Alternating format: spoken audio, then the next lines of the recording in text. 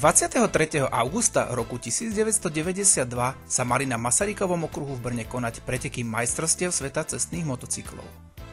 Brno však na jeden rok z kalendára svetového šampionátu vypadlo a tak mala jedna z najkrajších a najobľúbenejších pretekárskych tratí v tomto termíne osirieť. To sa však nakoniec nestalo, pretože organizátori z Bratislavského motošport klubu tu usporiadali prvý ročník medzinárodného podujatia Cena Slovenskej republiky. Napriek tomu, že sa nejednalo o podnik, z ktorého by sa body zapisovali do niektorého z pretekárskych sériov, zišla sa tu naozaj skvelá a silná konkurencia jazdcov z mnohých európskych krajín, za čo sme boli vďační Petrovi Balážovi, nášmu v minulosti mimoriadne úspešnému reprezentantovi a 10-násobnému majstrovi Československa. Ten už predtým neraz dokázal svoje organizátorské kvality práve pri spolupráci so zahraničnými jazdcami, ktorých často dokázal priviesť aj na Cenu Slovenska, ktorej 29 ročníkov sa konalo na letisku v Piešťanoch. V Brne sa predstavili nielen špičkoví jazdci majstrovstiev Európy, ale aj účastníci svetového šampionátu. Celkom prvú účasť tu zaznamenal neskorší majster sveta superbajkov Španiel Carlos Checa, či víťaz pretekov veľkých cien a európsky šampión Talian Lucio Cecchinello, ďalej Taliani Gianluigi Scalvini, Stefano Caracci, Nemec Stefan Kurfis, Holanďan Jos van Dongen a ďalší vynikajúci jazdci.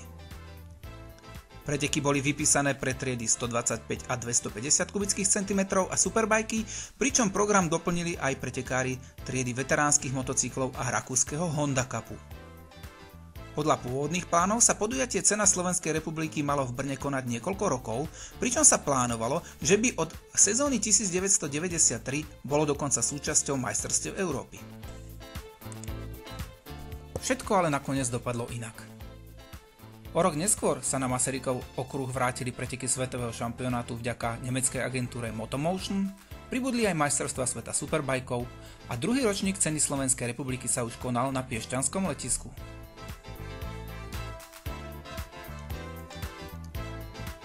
Poďme sa však spoločne pozrieť do padoku, teda parkoviska pretekárskych strojov, kde si predstavíme niekoľko domácich aj zahraničných pretekárov a mechanikov.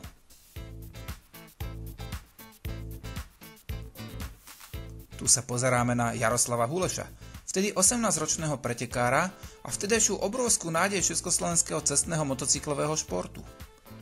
Jarda práve v roku 1992 vybojoval svoj prvý titul federálneho šampióna po tuhom boji so Slovákom Imrichom Majorošom. Pri Hulešovi môžeme vidieť neodmysliteľnú postavu našich cestných motocyklových pretekov Jaroslava Grica, ktorý stal nielen za Hulešovými začiatkami, ale aj za úspechmi Karla Haniku staršieho, neskôr Jirku Dražďáka a ďalších jazdcov. Jaroslav Huleš už o rok neskôr bodoval 10. miestom na majstrovstvách Európy v írskom Kyrgyzstane, čo bolo v tom čase a na naše pomery po rokoch biedy veľkým úspechom.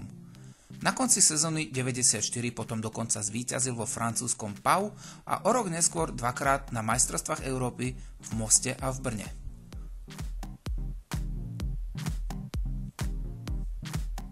Tu už pri Jardovi vidíme jeho otca Václava. V ďalších rokoch sa stal permanentným pretekárom svetového šampionátu, jazdil v triedách do 125 a 250 kubických centimetrov. Žiaľ, v deň svojich 30. narodenín sa sám rozhodol opustiť tento svet. Jeho odkaz je však silný a motocykloví fanúšikovia nikdy nezabudnú na jeho vedenie na veľkej cene Japonska v Suzuke, ale ani na strastiplnú cestu až do najvyšších sfér motocyklového športu, v čom bol a dodnes pre mnohých je veľkým vzorom.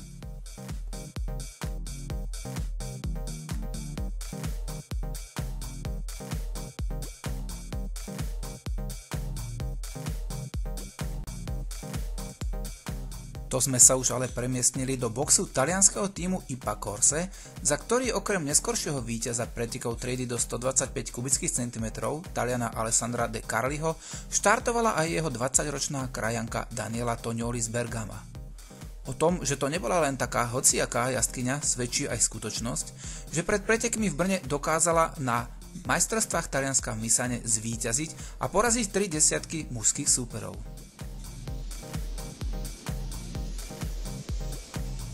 Tu sa už pozeráme do tváre Rudyho Kunca, mechanika nemeckého pretekára Horsta Kinzingera. Rudy Kunz bol známy tým, že mal slovenské korene. Narodil sa v roku 1939 v Žiline. V 60. rokoch bol továrenským jazdcom firmy Kreidler. K Rudyho úspechom však patrí aj svetový rekord v jazde s motocyklom s obsahom 50 kubických centimetrov, ktorý dosiahol v americkom Utahu a mal hodnotu 210 km za hodinu. A teraz už vedľa neho vidíme nemeckého pretekára Horsta Kinzingera.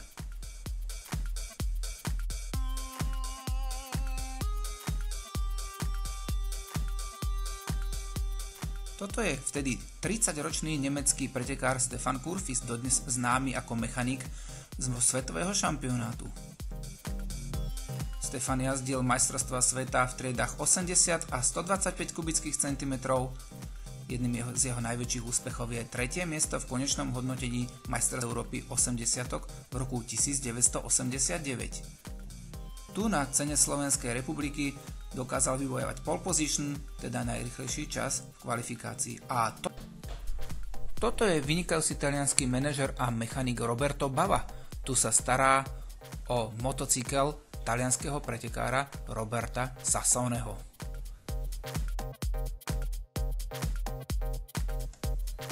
Roberto Bava je veľmi dobrý priateľ Petra Baláža, poznajú sa ešte zo vzájomnej spolupráce s talianským tímom Elite.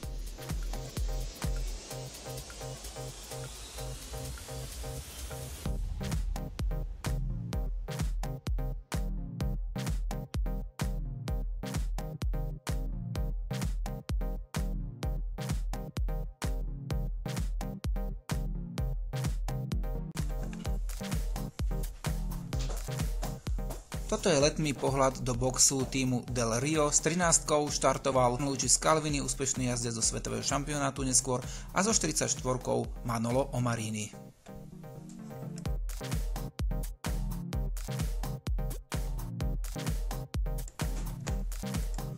So štartovým číslom 11 sa predstavil nemecký jazdec Benny Weiss, o ktorého sa niekoľko rokov staral Moravák Jaroslav Hanuš.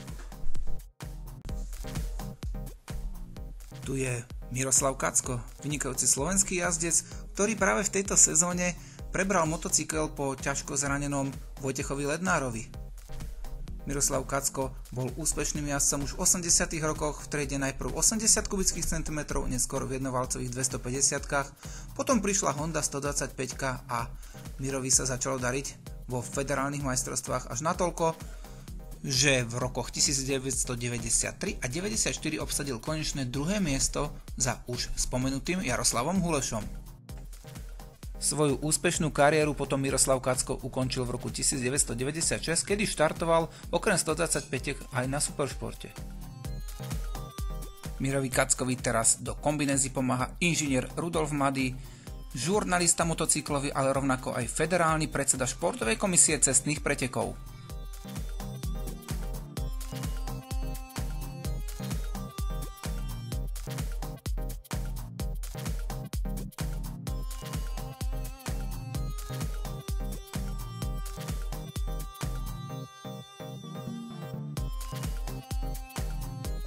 O motocykle sa Mirovi staral Tibor Tonka, to je on, ktorého môžeme na motocyklových pretekoch stretávať dodnes, či už ako technického komisára, alebo toho, ktorý sa stará o technickú časť juniorského šampionátu.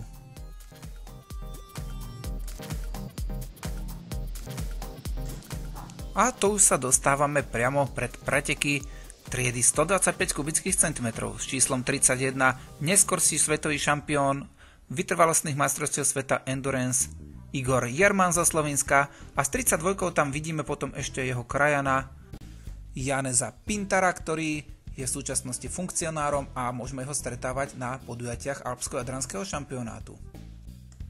Ešte sa pozrime v krátkosti na štartový rošt. V prvom rade Stefan Kurfis, Alessandro De Carli, Luca Conti, Lucio Cecchinello a Gianluigi Scalvini. V druhom rade potom s 20 stojí u nás známy Švajčiar René Dünky, vedľa neho už spomenutá Daniela Tognoli a druhý rad doplňajú Stefano Caracci a náš Imrich Majoroš. Z našich jazdcov ešte v pretekoch štartovali Jaroslav Huleš, Ivo Hrstka, Miroslav Kacko, Oto Krmíček, Víteslav Hatan a Ľudek Vichera. To už boli preteky odštartované, jazdci sú v prvom kole a s minimálnym náskokom sa na štadióne ocitol Lucio Cecchinello, vtedy popredný jazdec majstrovstiev Európy, ktorý jazdil na motocykli Aprilia. Luciovi však to vedenie dlho nevydržalo. O niekoľko stoviek metrov neskôr v stúpaní pred G-tribúnou pri preklapaní svojho motocykla dostal highsider, nepríjemne spadol, stal na dráhe, presne v ideálnej stope, našťastie však viac ako 30 jeho súperov sa mu dokázalo vyhnúť. Vedenie potom prebral jeho krajan Conti, toho ale od 4. kola vystredal Nemec Kurfis. Vedúcu trojicu, ktorá sa postupne vzdialovala ostatným, doplnil Alessandro De Carli. Ešte 2 kola si vyskúšal jazdu na špici Conti, ale od 8. kola sa ujal vedenia De Carli.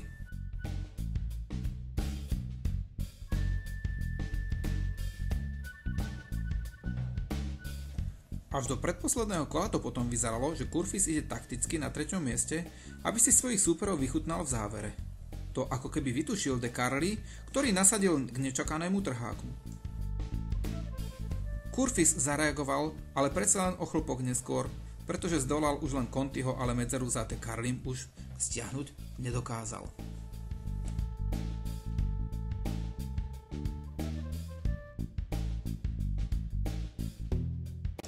A tu už máme cieľ pretekov. Ako sme povedali, zvíťazil Alessandro De Carli, druhý skončil Nemec Stefan Kurfis, tretí Talian Luca Conti, nasledoval štvrtý Gregor Gorec, piatá Daniela Tognoli aj napriek zraneniu, šiestý Stefano Caracchi, 7. Gianluigi Scalvini, 8. René Dünky a na 9. mieste ako najlepší z našich Imrich Majoroš. Prvú desiatku potom uzatváral Roberto Sassone, hneď za ním nasledoval ako druhý najlepší z našich Jaroslav Huleš, 17. bol potom Ivo Hrstka, 20. Miroslav Kacko, 22. v cieli bol Oto Krmíček, 27. Ľudek Vichera a 32. Víteslav Hatan už mali jedno kolo stratu. A tu je zranená Daniela Tognoli, ktorá obsadila napriek tomu výborné 5. miesto. A tu sa pozeráme na víťaza Alessandra De Carliho z týmu IPA Corse. Gratuluje mu Peter Baláš. A tu je druhý v cieli Nemec Stefan Kurfis.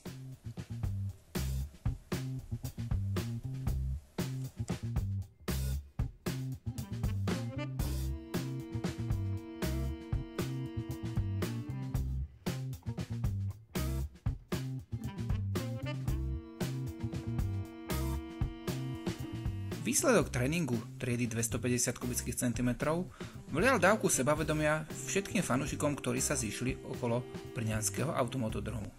Pred pretekmi sa hovorilo o úspechu, ak skončí niektorý z našich pretekárov do 10. miesta. Skutočnosť však prekonala všetky očakávania. Najrýchlejší čas tréningu dosiahli zhodne Stefano Caracchi z Talianska a náš Bohumil Staša. Bohumil Staša, na ktorého sa práve dívame a rozpráva sa s Petrom Balážom, bol nakoniec tak gentlemanský, že miesto na pole position uvoľnil práve svojmu talianskému súperovi. Pre Bohumila Stašu mladšieho bola táto sezóna celkom prvou v triede do 250 kubických centimetrov. Rok predtým, teda v roku 1991, sa stal majstrom Československa na 125, keď porazil v boji slovenského pretekára Imricha Majoroša.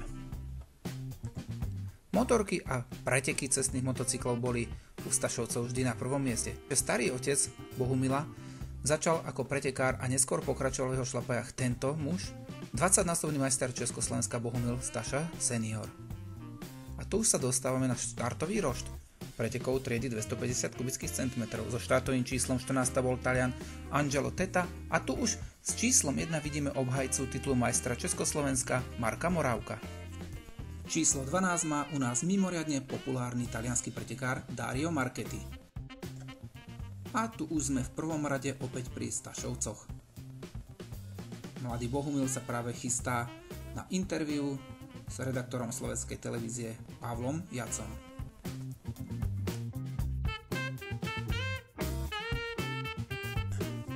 Ako sme už spomenuli, v kvalifikácii boli zhodne najrýchlejší Stefano Caracchi a Bohumil Staša. V V prvom rade ich doplnili Antonellini, Hermann a Angelo Teta, v druhom rade potom boli Streich, Marking, Muff a už spomenutý Marek Morávek. Prvú desiatku v tréningu uzatváral Siegfried Minich, známy pretekár z našich tratí, potom ešte zo československých jazdcov na štarte stáli 20. Petr Polánsky, 24. Milan Horák, 29. Petr Foltán a 30. Zdeněk Sedlák. Jazdci nám práve odišli zo štadiónu a už o pár desiatok metrov sa Bohumil Staša mladší dostane na prvé miesto, ktoré udrží až do 3. kola.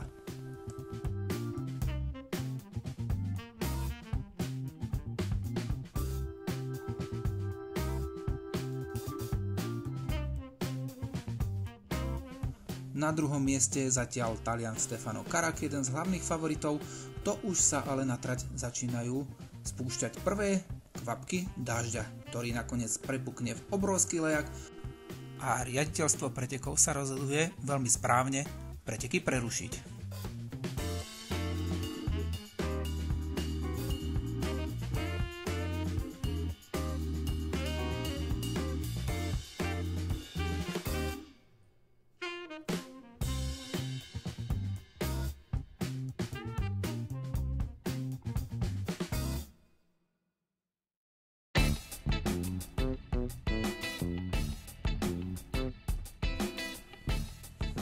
Do ďalšieho štartu jazdci nastupujú podľa toho, ako boli zatiaľ umiestnení v prvej časti pretekov. V daždi, ktorý po druhom štarte začal síliť, už bolo pre nás radosti menej. Staša predsa len na vode nemá toľko skúseností a od začiatku sa usadil na 5. mieste. Problém bol dokonca aj v tom, že nemal k dispozícii vhodné pneumatiky na mokrú trať. Do konca pretekov si ešte o jedno miesto polepšil, ale to už sa dážď naozaj menil v poriadny lejak, v ňom sú preteky po druhýkrát odmávnuté predčasne. Už to ale stačí k tomu, aby mohol byť vyhlásený víťaz, ktorým sa stáva Talian Stefano Caracci pred krajanmi Robertom Antonellinim a Angelom Tetom.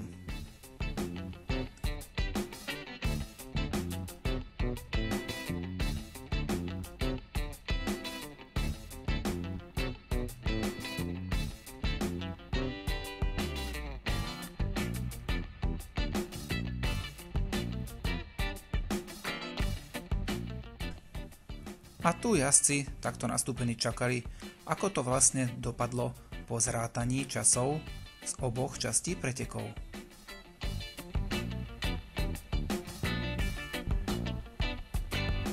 Tu je víťazný Stefano Caracci,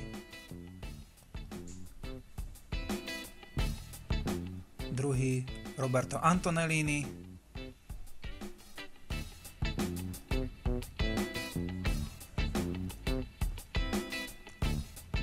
a tretí Angelo Teta. Na 4. mieste teda skončil Bohumil Staša a nasledovali Heidegger, Knupe, na 7. mieste Marek Morávek, 8. Silvo Habat, 9. Werner Streich a 10. miesto uzatváral Holanďan Marking. Z našich jazdcov sa 12. Petr Polánsky, 17. Milan Horák, 20. Petr Foltán už zo stratou jedného kola a Zdeněk Sedlák bol neklasifikovaný. Počas pretekov rakúskeho Honda Cupu trať výrazne oschla a diváci sa tak mohli tešiť na súboje v kráľovskej triede superbajkov.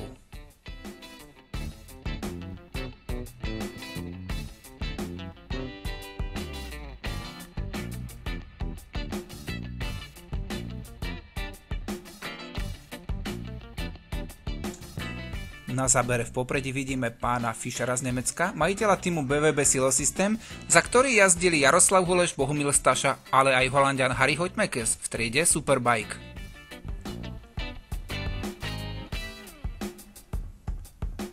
To je Ondřej Lelek, popredný český pretekár v triede Superbajkov. Práve tu chystá svoju Hondu pred štartom Superbajkov. Ondra o mnoho rokov neskôr žiaľ zahynul v cestnej premávke práve na motocykli.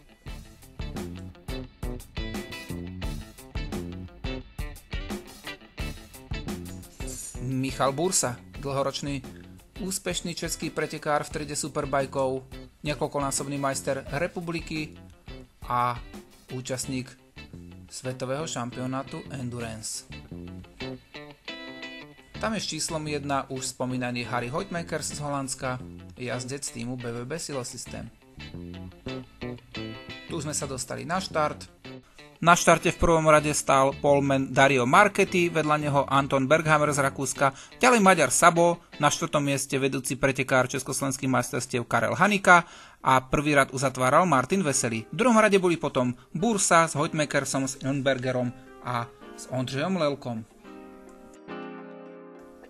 Hneď v prvom kole sa k radosti divákov dostal do vedenia domáci pretekár Karel Hanika. V druhom kole sa už ale podľa predpokladov na prvé miesto dostáva favorizovaný Anton Berghammer z Rakúska a svoj náskok pravidelne zvyšuje. Tretí jazdí Michal Bursa, keď spoločne s Martinom Veselým držia za sebou šachu Marchettiho. Chce sa medzi nich dostať aj Sabo, ale postupne stráca a nakoniec v 11. kole predčasne končí. Veselý sa veľmi ľahko dostáva za Haniku a dokonca ho odsúva na 3. miesto. Ten mu to ale razantným útokom vracia a v ďalšom kole už necháva Veselého na 3. mieste o samote. To už ale nepokračuje Bursa a Marchetti má voľnú cestu k útoku na stupne víťazov, musí však prekonať práve Veselého. V priebehu posledných 3 kôl sa mu dostáva doslova na chrbát a v predposlednej zatačke ho podchádza. Martin mu to však okamžite vonkačkom vracia a aj 3. stupeň víťazov ostáva v Československu. A tu už je v cieli víťazný Rakúšan Anton Berghammer.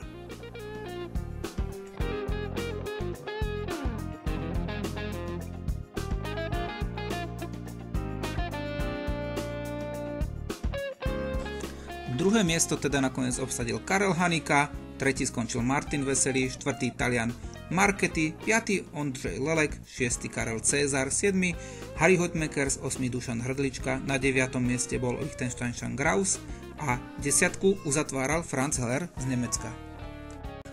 Ďalší československí pretekári sa umiestnili na 11. mieste Radek Urbanec, 13. Miroslav Kacko, 16. Jiří Přivara a 20. Milan Hanzalík. Tu ceny najúspešnejším odovzdávajú Peter Baláš, za organizátorský Motošport klub Bratislava František Glvač a takisto riaditeľ pretekov Václav Janek.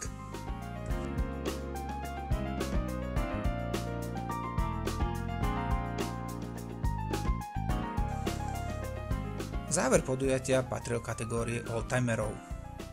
Tu zvíťazil dodnes z našich pretekov známy Johann Fürbeck z Rakúska na motocykli Norton, na druhom mieste skončil jeho krajan Schleich, tretí bol Talian Luigi Sisto, štvrtý Antonín Pražák, 5. Václav Parus, ktorého sme pred chvíľou videli v zábere, 6. potom Julius Ilmberger, 7. Stratmann z Nemecka, 8. Jeriga z Československa, 9. Pták rovnako z Československa a prvú desiatku uzatváral ten Kate z Holandska.